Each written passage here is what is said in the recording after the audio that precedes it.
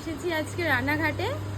তো রানাঘাটে শপিং বলতে শপিং কমপ্লিটই, তাও একটা মালা নেওয়ার মানে একটা ড্রেসের সাথে ম্যাচ করে একটা মালা আর একটা জুতো নেওয়ার কথা, তো তার জন্য এসেছি আমরা।